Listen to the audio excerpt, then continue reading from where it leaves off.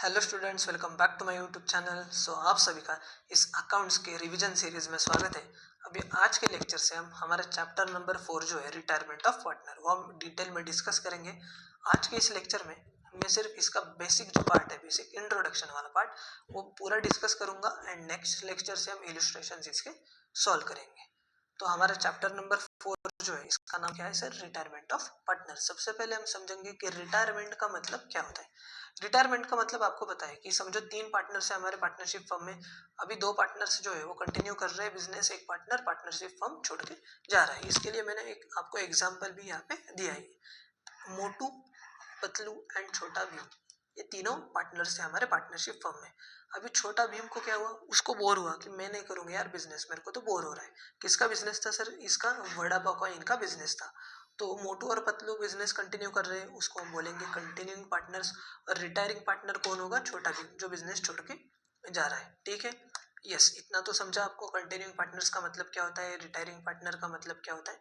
तो अभी मेरे को एक बात बताओ कि जब पार्टनरशिप फर्म स्टार्ट किया था, इन तीनों ने स्टार्ट किया था, तीनों ने पैसा लगाया होगा, बहुत दिन रात मेहनत की होगी, बराबर। तो अभी ये जो छोटा भीम छोड़ के जा रहा है, तो छोड़ेगा जब वो बंदा, तो सिर्फ खाली हाथ जाएगा क्या, या उसको कुछ मिलेगा? ना सर, खाली हाथ तो नहीं जाएगा। क्यों सर? उसको प्रॉफिट का शेयर तो देना पड़ेगा, बराबर। उसको जो गुडविल क्रिएट किया है अभी तक ब्रांड वैल्यू बिजनेस ने, उसका भी शेयर लेके जाएगा। रीवैल्यूएशन जब आपने किया, एसेट्स एंड लाइबिलिटीज का हम जब करेंगे, उसका प्रॉफिट लॉस इसको भी डिस्ट्रीब्यूट होगा, बराबर।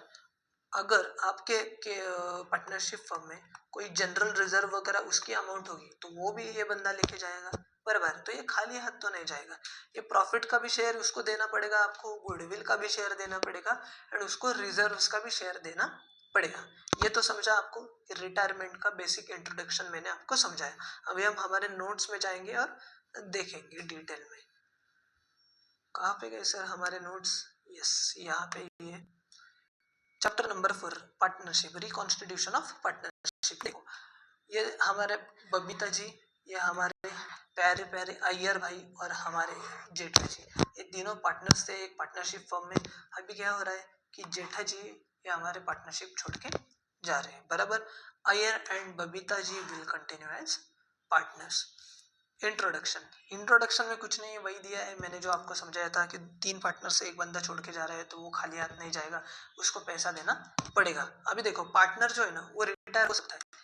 कौन कौन से मोड से उसके पास? एक तो नोटिस दो भैया, एक क्या करो, नोटिस दो रिमेनिंग पार्टनर्स को, यार मेरे को तो बिजनेस नहीं करना है कंटिन्यू, मैं तो छोड़ के जा रहा हूँ, आप अपना देखिएगा। उसके बाद in accordance with the agreement bye partners, कुछ पार्टनर्स में एग्रीमेंट होगा तो उसके हिसाब से छोड़ के जाएगा वो। और with the consent of all partners, सारे पार्टनर्स अगर बोले tata bye bye good night sweet dreams, तो जाओ छोड़ के, कोई दिक्कत नहीं है। अभी न्यू रेशो, न्यू रेशो मतलब क्या? The ratio in which continuing partners decide to share the future profits and losses, उसको हम बोलते हैं न्यू प्रॉफिट शेयरिंग रेशो। क्या बोलते हैं कि जब एक बंदा छोड़ के जा रहा है, तो अभी 2 ही पार्टनर्स बचे, उनको हम बोलते हैं कंटिन्यूइंग पार्टनर्स। तो जो कंटिन्यूइंग पार्टनर्स अभी फ्यूचर में प्रॉफिट्स एंड लॉसेस शेयर करेंगे, उसको हम बोलते हैं न्यू रेशो। ठीक है, अभी यहाँ पे इलस्ट्रेशन आपको दिया था, एक हम इलस्ट्रेशन डिस्कस करते हैं और फिर डायरेक्टली हम जो है ना, वो हम क्या करेंगे, जब हम इलस्ट्रेशन सॉल्व करेंगे प्रैक्टिकल क्वेश्चंस, उसमें हम देखेंगे कि कैसे आपको नया प्रॉफिट शेयरिंग रेशो कैलकुलेट करना है। Illustration number 1, A B and C share profits and losses in the ratio of 4:2:1। If B retires what will be the new ratio? क्या बोला है? A B and C 3 partners है, उनका profit sharing ratio था 4:2:1, ये हो गया हमारा ओल्ड प्रॉफिट शेयरिंग रेशो। अभी बी नाम का जो बंदा है, वो पार्टनर, वो छोड़ के जा रहा है हमारी पार्टनरशिप फर्म, तो नया प्रॉफिट शेयरिंग रेशो क्या होगा? Mister A and mister C का। Answer, the new profit sharing ratio of A and C will be 4:1। कैसे सर? ए का 4 था, बी सी का 1 था, ये 2 को हमने कैंसिल किया, उसका प्रॉफिट का शेयर हमने कैंसिल कर दिया। It is cancelling by cancelling beats share. Okay, दूसरा भी एग्जांपल देख लेते हैं एक बार। X y and z shares profits and losses equal है। देखो, प्रॉफिट शेयरिंग रेशो तीनों का इक्वल है। अभी जेड जो बंदा है, जेड रिटायर्स, जेड हमारा रिटायर हो रहा है, and his share is acquired by X and Y in the ratio of 3:1। अभी जेड का जो शेयर था ना, उसका प्रॉफिट का share X and Y acquire करेंगे 3:1 के रेशो में। आपको बोला है कि न्यू प्रॉफिट शेयरिंग रेशो आप कैलकुलेट करो। अभी ध्यान से देखिएगा ये कैसे कैलकुलेट करना है। Answer, new profit sharing ratio. Old ratio क्या था, एक्स वाई जेड का 1:1:1, क्यों सर, इक्वल था इसलिए, ठीक है। Z share is acquired by X and Y in the ratio of 3:1। Z का शेयर एक्स एंड वाई ने अक्वायर किया है 3:1 के रेशो में। तो जेड को कितना फायदा मिला, उसका प्रॉफिट का शेयर कितना इंक्रीज हुआ, ये हमको निकालना है। ये हो गया उसका ओल्ड रेशो, मल्टीप्लाई कर दो न्यू प्रॉफिट शेयरिंग रेशो जो उसको मिलने वाला है 3/4। कैसे सर, यहाँ पे देखो 3:1 में जेड का शेयर ये शेयर करेंगे, जेड का जो प्रॉफिट का शेयर है वो कैसे डिस्ट्रीब्यूट होगा 3:1 में, बराबर। एक्स को 3 शेयर मिलेगा, वाई को 1 शेयर मिलेगा, बराबर। तो 3 + 1 4, तो डिनोमिनेटर में 4 आएगा, 3 न्यूमरेटर में आएगा। सेम वाई को कितना गेन होगा 1/4, मतलब गेन नहीं है ये, उसको कितना शेयर मिलेगा जेड का 1/4 मिलेगा, ठीक है। एक्स का गेन 1/3 मल्टीप्लाई बाय 3/4, 3/12 इसका आ गया। And wise gain 1/3 multiply by 1/4, ये ओल्ड था, ये न्यू इतना मिलने वाला है 1/12, इतना इसको गेन होगा, ये गेन होगा एक्स को, इतना गेन होगा वाई को।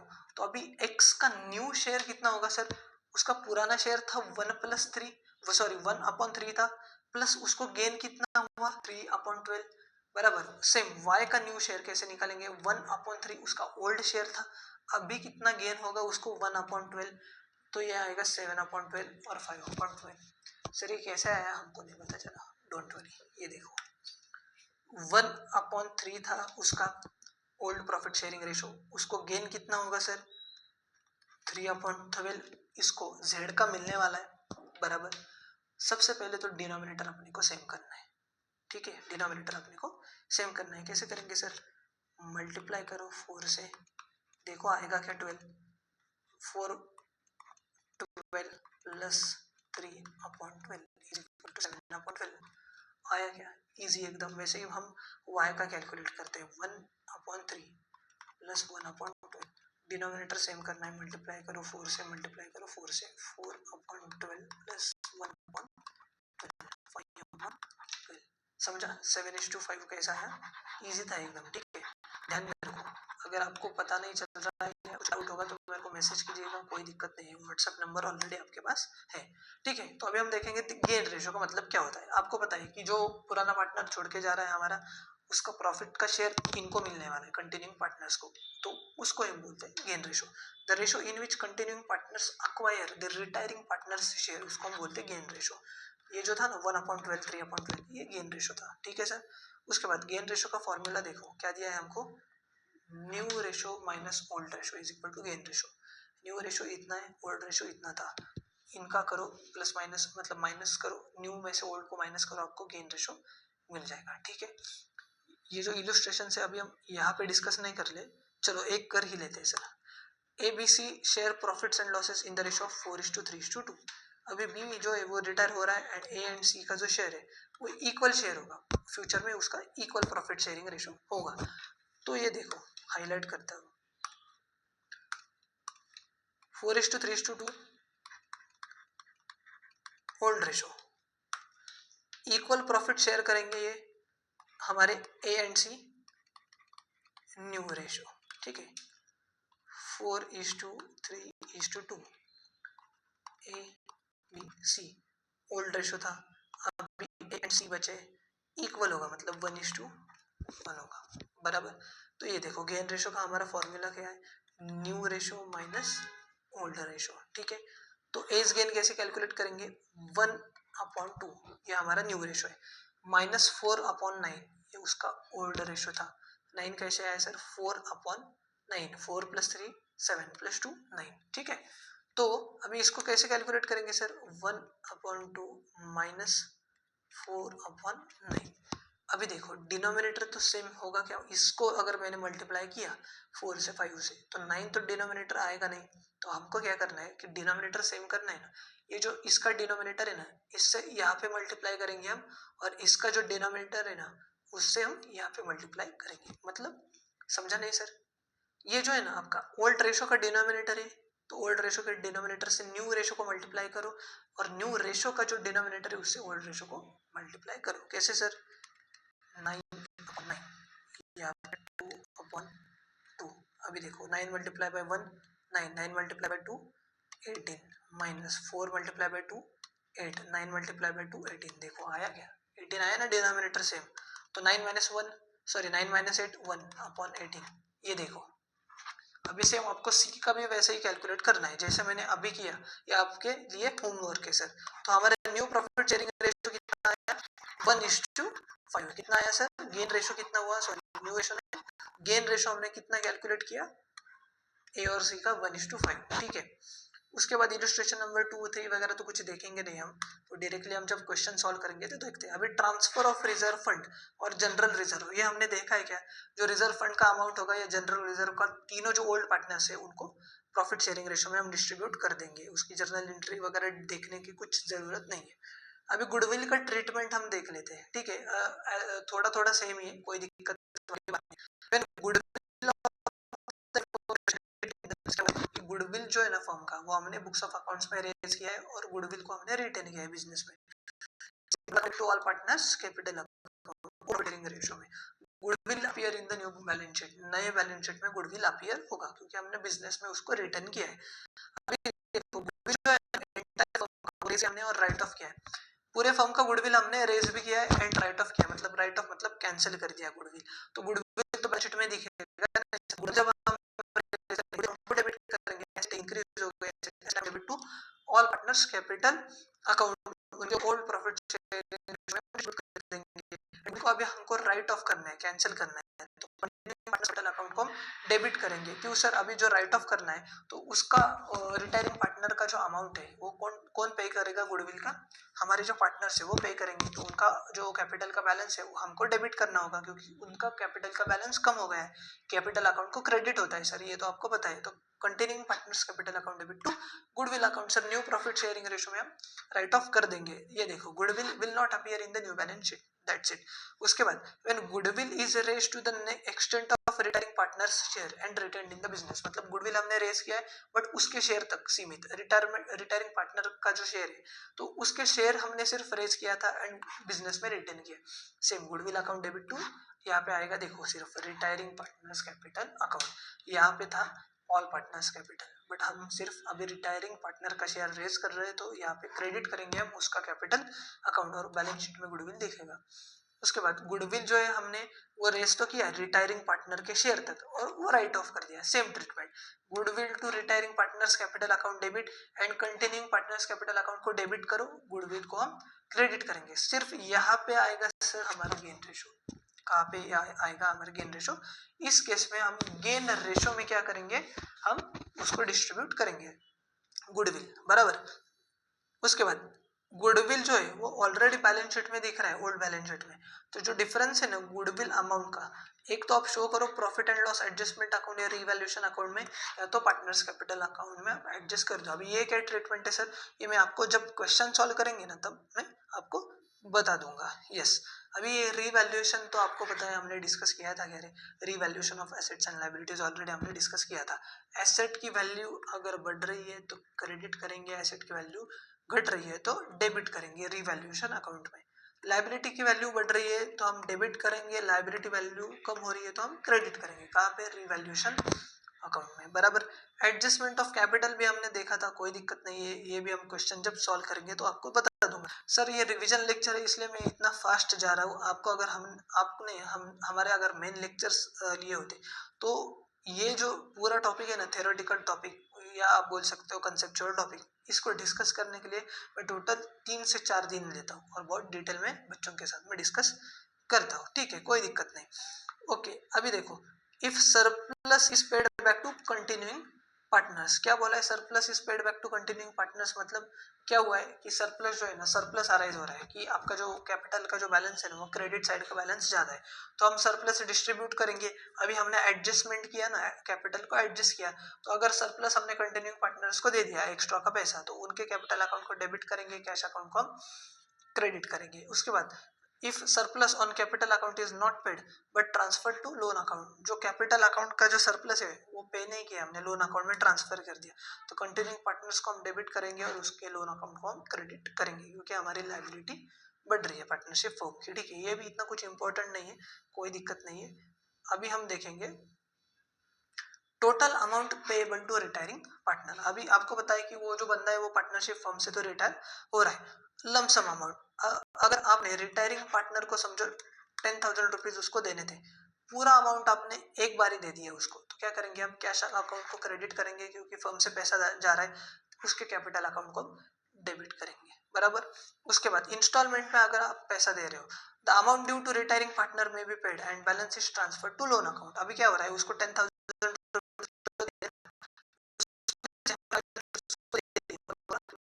हम आपको बाद में देते हैं, तो रिटायरिंग कैपिटल अकाउंट को आप डेबिट करो, लोन आपको क्रेडिट करो, क्योंकि फर्म की लायबिलिटी बढ़ रही है, 5,000 रुपीज उसको देना पेंडिंग है। अभी आपने स्टार्ट किया लोन अकाउंट पे, अभी लोन अकाउंट का जो बैलेंस है, पार्टनरशिप फर्म को इंटरेस्ट देना पड़ रहा है, तो रिटायरिंग पार्टनर जो है इंटरेस्ट को डेबिट करो क्योंकि हमारा खर्चा है, debit all expenses losses, plus lone account को क्रेडिट करो क्योंकि लायबिलिटी हमारी बढ़ रही है, इंटरेस्ट का पैसा भी उसको देना पड़ेगा। इंटरेस्ट का पेमेंट किया तो लोन को डेबिट करो, लायबिलिटी कम हो रही है, अकाउंट को क्रेडिट करो, पैसा goes out of the business. वही हमने पूरा का पूरा अमाउंट लोन अकाउंट को ट्रांसफर कर दिया same to retiring partners loan account, ठीक है। और अगर आपने पार्टली पेमेंट कैश में कर दिया और आपने लोन अकाउंट में ट्रांसफर कर दिया बैलेंस, तो डेबिट कर कैश अकाउंट को क्रेडिट कर दो, लोन अकाउंट को क्रेडिट कर दो, ठीक है। दैट्स इट सर, एकदम इजी था। थिंक्स कोई भी आपको दिक्कत होगी, अगर कोई भी आपको दिक्कत हो तो मेरे को पूछिएगा, कोई बात नहीं है, ठीक है। तो कुछ मैं आपको समरी नोट्स लिखवा के देता हूँ अभी, वो आप लिख लीजिएगा, तो आपको कोई भी इस चैप्टर में तो दिक्कत नहीं होगी। जर्नल एंट्री तो नहीं लिखवा रहा हूँ मैं, जस्ट आपको इंट्रोडक्शन लिखवा रहा हूँ, ठीक है। लिख लो मेरे साथ।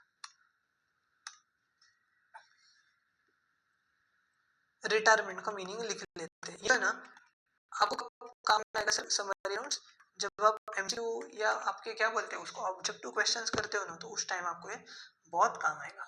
रिटायरमेंट का मीनिंग क्या होता है, when one partner ceases to be a partner,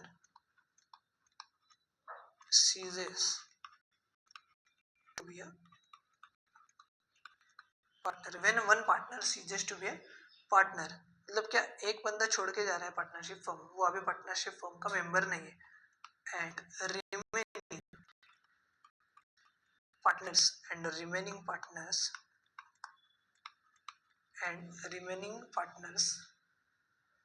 continue